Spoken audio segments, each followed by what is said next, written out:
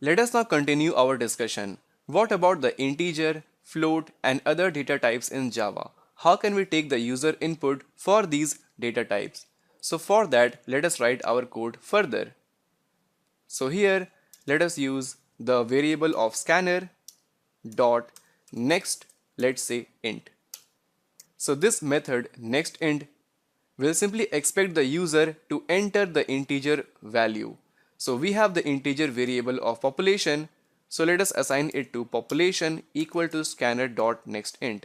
So it will simply take the user input and store the value inside the variable of population. Now here, let us make our program more user friendly by using the print statement. Let's say enter population. And now, after this statement, let us print out the population as well. The population of the country is, and let us use population variable. Let us now run the code. So in the output, let us enter our name of the country. Let's say United States. Hit enter, enter population, let us give some value, hit enter, and there we go. Your country name is this one and the population of the country is this value. Now next, for float and double, we have something like scanner dot next float, and for the double we have scanner dot next double, right? So you can use it for the population density and also the GDP. Now coming to the character currency, it is little bit more tricky. So for the character input, we have a special kind of method. For that we have scanner dot next that will simply return a string value, right? And then let us use dot char at 0 and then assign it to the currency. Now this is the most simplest way to get the user input for the character value. Now what does this char at 0 means?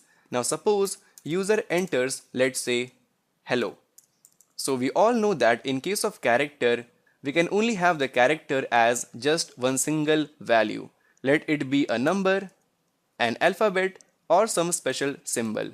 So suppose if user enters hello, then in that case, what this method will do, it will simply strike out ELLO and only store the value of H inside the currency, because the currency is a character and it can only hold one single value.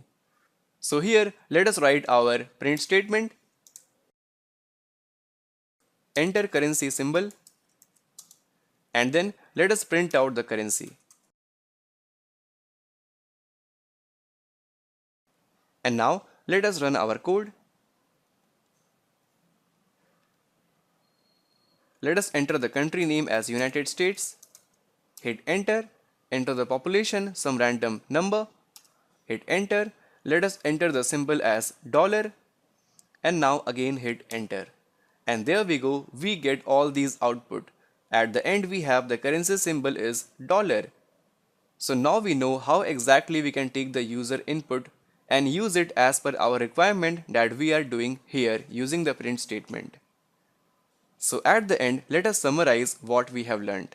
For taking user input of string and character values, we have these methods: next, next line, and then next.char at 0.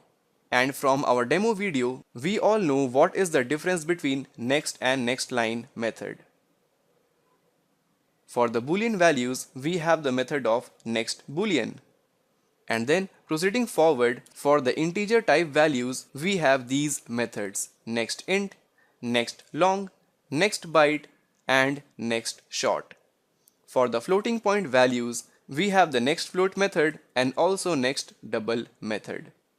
And at the end, the very important point is that always remember to close the scanner by using this method of scanner.close, just to avoid any resource leakage in future. And now, coming up next, we are going to check out what are operators in Java.